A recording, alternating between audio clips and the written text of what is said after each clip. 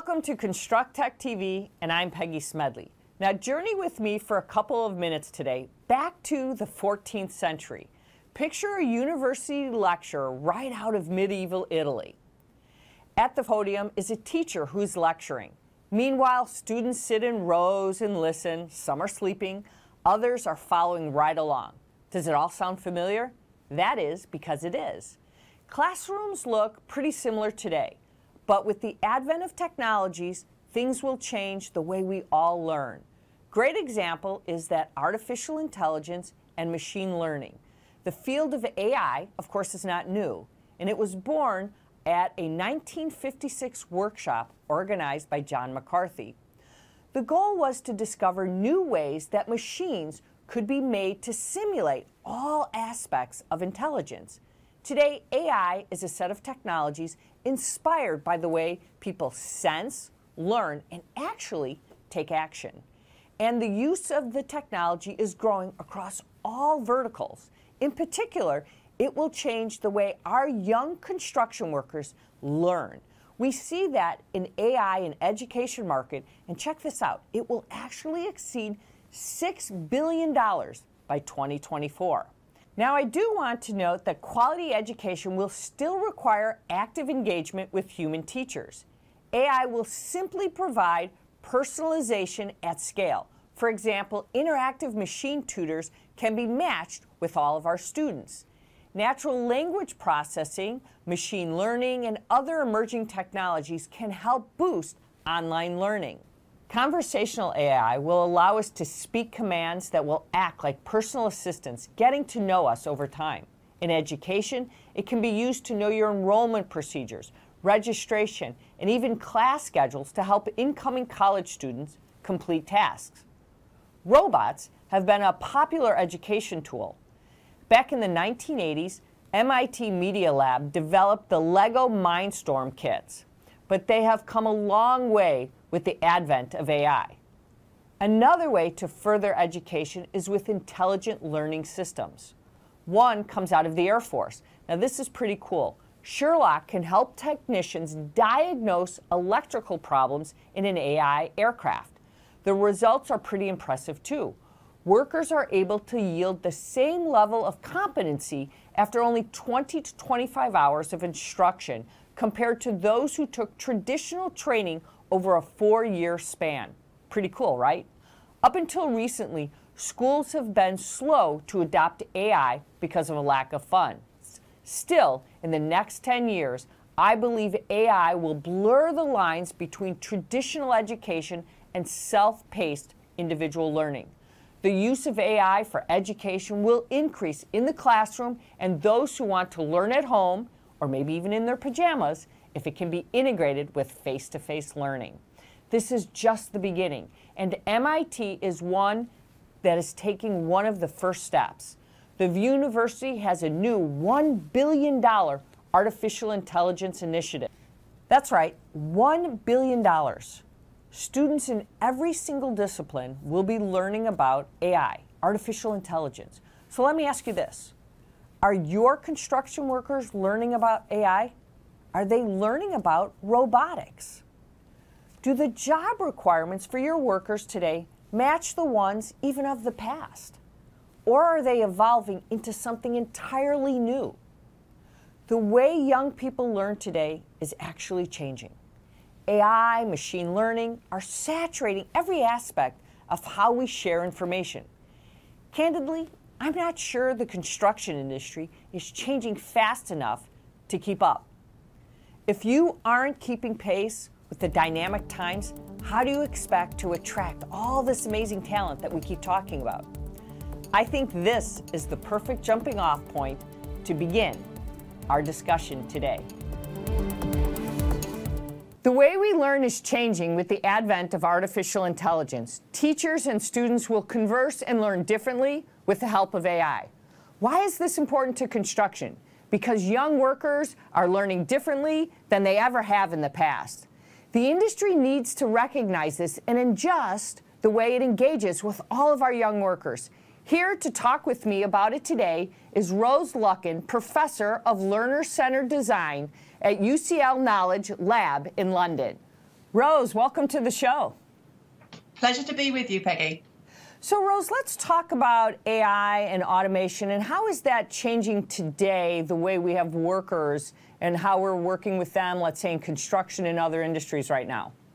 Well, there's a lot of automation in the workplace that's driven by artificial intelligence. And up until now, a lot of that has been very much in manual work, but it's increasingly with more cognitive skills. So certainly in terms of planning offices and other activities that have been seen previously as more white-collar jobs are now starting to become prey to artificial intelligence, not so much in terms of automating a physical process, but in terms of doing knowledge-based activities.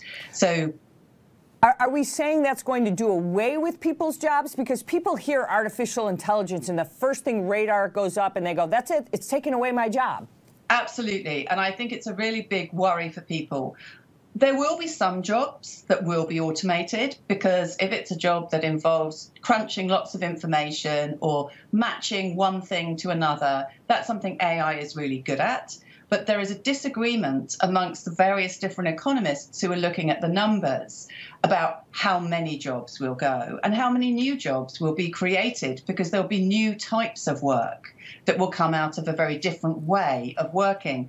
So the jury's out on actually how many jobs will go in total. But what I think there's a consensus about is the types of jobs may change and the kinds of roles that people may have in companies may develop over time more quickly than they have in the past. So you might start off in one role in a company and quite quickly your role might change as that company develops and changes and uses more automation and more artificial intelligence. Isn't that really the very important point that you're making? Because we're getting away from jobs that we really are wasting a lot of our time.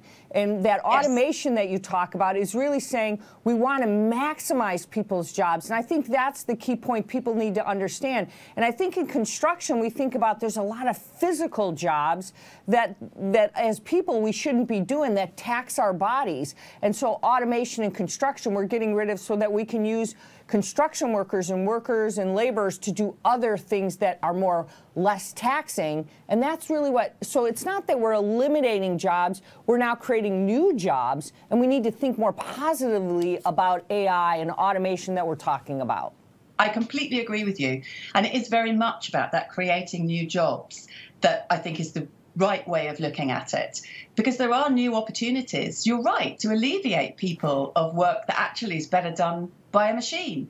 And up until now, that's been very much physical processes. But now, actually, we can also alleviate humans of doing some of the very routine cognitive jobs. So we can help people have more interesting jobs, and we can certainly take away some of the very routine activities that have to be done at the moment by people, but can be done by artificially intelligent systems. But then we need to work out how best people work alongside those systems so that we increase productivity because we've been making things more efficient and more effective. That's an interesting point as well, because when I think about this, a lot of companies right now aren't educating their workers about how to work best alongside of this equipment.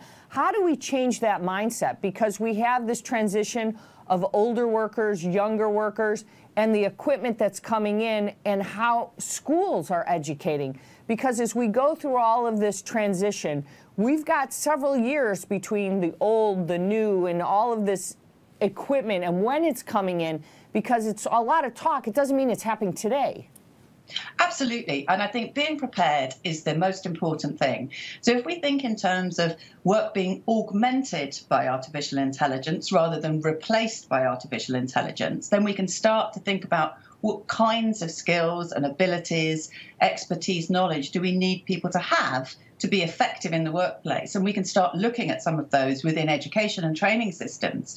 And I think we do know some of that. So we can start making really good progress in terms of altering what we're doing in training and in education. But you said a magic word in that question, and that's mindset. And one of the biggest things is helping people to develop the right mindset, to be able to feel they're not threatened by the technology, they're not threatened by the artificial intelligence, to have that mindset that accepts they need to learn and adapt throughout their working lives. And there will be change, but that change doesn't necessarily threaten them. It can be an opportunity to do something maybe more interesting or to do something in a slightly different way. So that business of mindset is crucially important, to have the right mindset to appreciate that when we talk about lifelong learning, we really mean lifelong learning and training and adapting and developing. And actually, it can be really enjoyable to keep on developing skills, knowledge, abilities. So I think it is that not being fearful, being curious, and being willing to learn and adapt. How do we get like that? As we get older, we get a little more rigid. So is this something that has to happen between the schools and the workforce, that they work together now to show the changing times? So we have to go back to the workforce and say, look, we need to kind of re-educate you on what this augmented world is going to be. So there needs to be a re-education, so to speak, of what this new side-by-side thinking is, because technology is, and people are processes. It's not like they're going to be replaced, but that idea that says, we want to retrain you on what you're going to be working alongside. Is that what we have to be thinking about? Absolutely, I think we do. I think we need to address both the formal education system, schools and colleges, and the workplace, but perhaps not in exactly the same way. Although I do think having industry and education working more closely together could be hugely beneficial. So I do think there are some benefits in that kind of a collaboration. But I think in terms of the workplace, the place to start is in that mindset. I think it is about helping people to see themselves differently, to see the skills, abilities, expertise, knowledge that they have that might not be part of their current role, but might be something that would be really valuable even within the same company, but in a slightly different role. So it is helping to get companies and employees to see themselves slightly differently beyond the box of their job description, if you like, at the moment.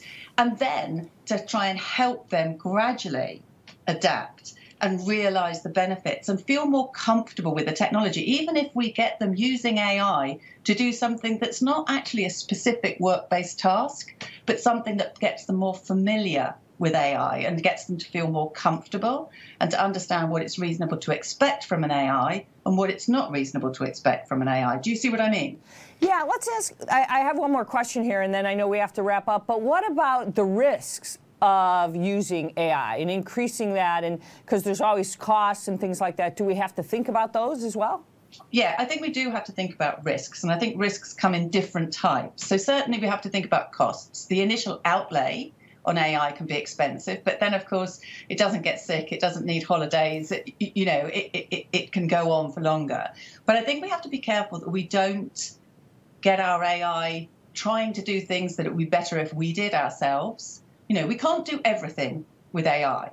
We can do a very specific sort of thing with AI. We need to maintain our human uniqueness and to develop those human skills, because that will de-risk having AI having too much control. We're in control. We're the humans, and we have a much more sophisticated intelligence than we can ever automate at the moment, and we need to remember that.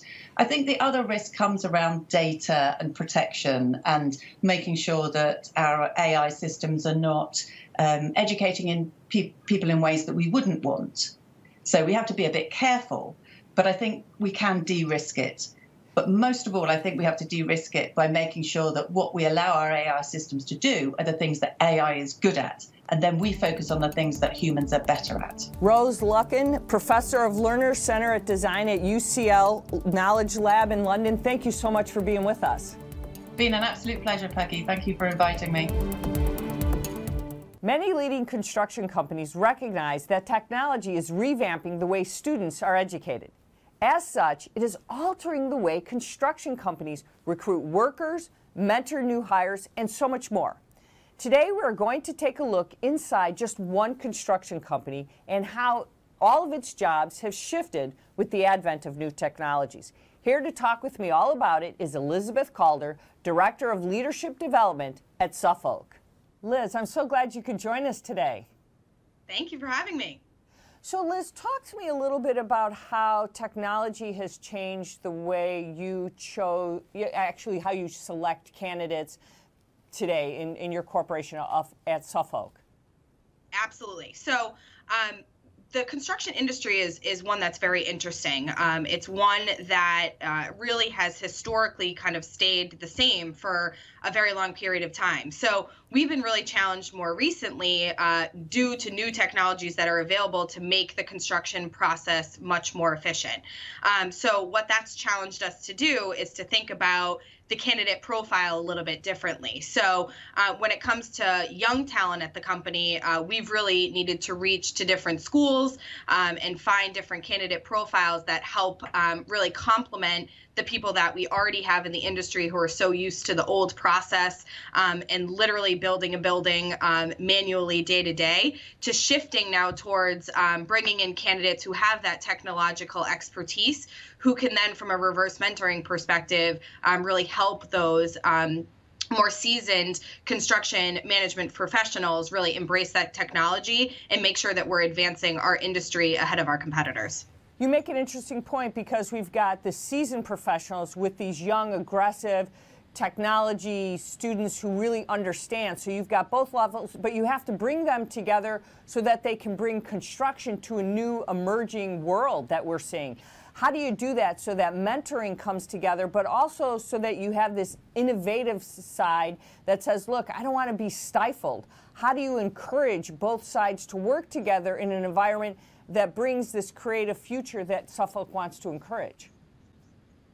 Absolutely. So we have a program called Career Start, which is a 2-year rotational program for recent college graduates. And the goal of the program is to really give young professionals the opportunity to see the construction management business from all of its different really important angles.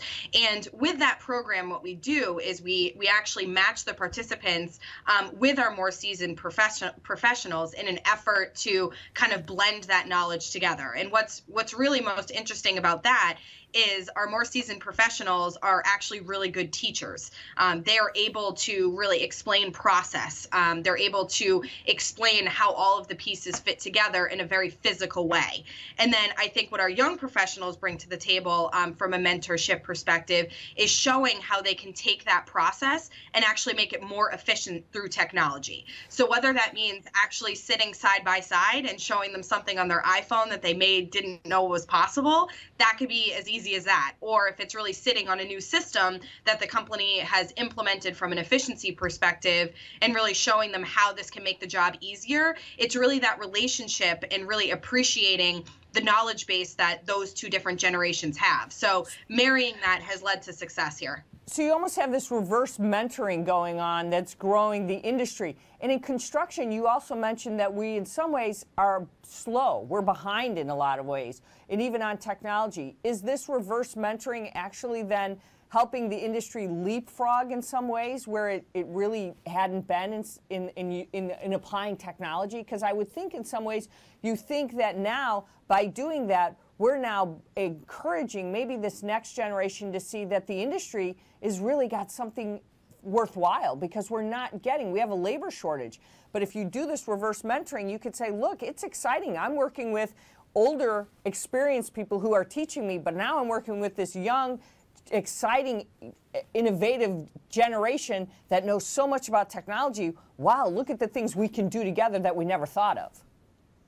Yeah, I think it brings a new energy to the industry. I think a lot of young professionals are heading to consulting or finance or, those industries. I think now construction has given the opportunity for those that have this innovative mind, that we've really put the accountability on them. Bring it to the table. Tell us what you know that we don't know that can launch us forward and make us kind of at the forefront of this industry. So, I think what it's done is it's taken a very old school industry and has infused this new kind of energy for technology, and then also placed the accountability on those that are coming into the industry to have a high impact. Because there's nothing worse than taking really a first job and doing the very menial tasks that you don't really see the outcome. Now we're actually looking at people joining the industry and saying you can have such a true impact if you're able to bring that technological excitement to the industry and to the professionals that have never been exposed to it before. That's an interesting point about menial tasks, because we're talking about AI. We're talking about AI taking away those menial tasks. Now, you guys have created smart labs. Are you guys thinking about how AI and all those things, machine learning, is actually actually going to take away menial tasks in construction and actually working side by side with advanced emerging technologies so the construction industry isn't afraid of this, but actually can embrace the new emerging technologies? Are you exploring all of these things? Absolutely. And I think that we don't really use the word take away. I think we use the word more add to expertise. So that's awesome. Just, as a way to not scare the people that are in the industry away and think because that they're afraid of that, right? I mean, they fear that. Absolutely. Absolutely. I mean, there's nothing worse than thinking that, a robot or a different process can make us less important as people and as contributors to the industry. But I think we also have to remember at the same time that those that are in this industry and those that have grown up and really are experts in this industry are only going to make, the world of AI more sophisticated and more helpful from a process perspective. So let me spend a minute just talking about our smart lab. So the real thought behind this was, how do we take the end experience and the expectations of our owners and architects and our partners in the construction management process and bring them in to feel what the outcome of a job is going to be. So that's kind of part one. And the second part of our smart labs is it's a virtual space that shows the progress, the results, the metrics, and brings a new level of transparency to the organization that we really want to be upfront with kind of where our jobs stand, really seeing live feeds of what's happening and bringing a new level of technology to that experience piece, because Suffolk is really focused on the experience of our employees, the experience of all of our partners that work with us, and most importantly, the experience of our clients when they're working with us. So what the Smart Labs does, this is a really fun example, is that we actually can bring the owners in to the smart lab in this virtual space. If you can imagine a room with these very large large TVs and very advanced technology, and what we can actually do is have them put on the VR equipment and experience what a hotel room would look like with the finishes. To be able to look at different paintings on the wall, different paint colors, different rug types, different finishes in the bathroom, so that an owner can start to make some decisions up front about what they actually want the end result of a project to look like, as opposed to going in mid-project and saying, "Oh, I want to change that." Well, we've seen that, right? They change things all the time, right? Owners change what they want midstream, and it gets costly, and it brings delays. Correct. So the idea is to change that. Yeah, and I think, from an experience perspective, if you invite the owner in, you build a different type of relationship. You're really starting to show how much you care about what the end result is, but also to be able to provide some expertise to say, hey, you may want to think about something like this that's a little bit more cost effective. Let's look at what that would actually look like visually using this equipment.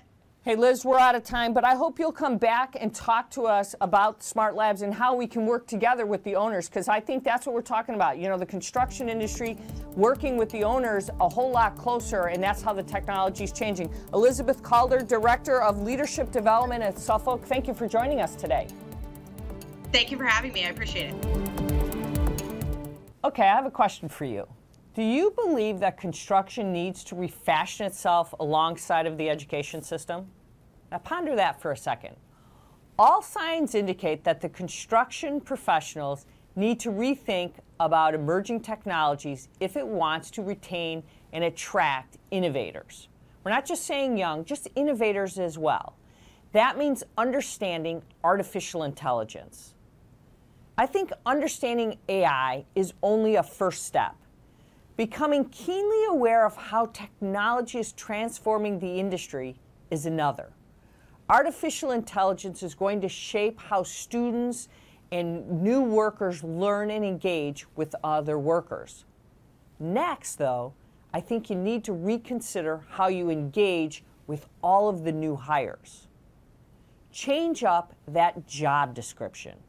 Look at how technologies that are out there are altering the types of candidates that you are considering recruiting. Consider the moves of Suffolk. As you might recall, they launched the Career Start program, and it has a very interesting approach to what they call reverse mentoring. Now, I love this. Once you decide to make an impressive hire, consider how technology will be used in internships and mentorships programs. It's very important. In fact, here's an idea. Ask your new hires if they know of any technology that can help in your company. I'm betting that they do. Now finally, look to the future. The new generation is learning differently than those that have come before them.